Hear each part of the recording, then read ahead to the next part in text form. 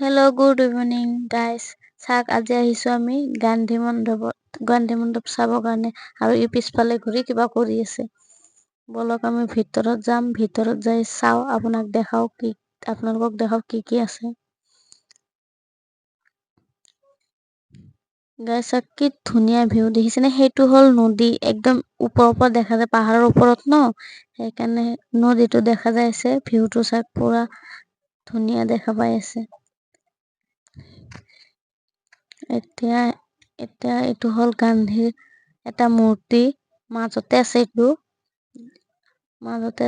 মাজৰ পৰা আমি চালো, ভিডিঅ' চিডিঅ' বনালো।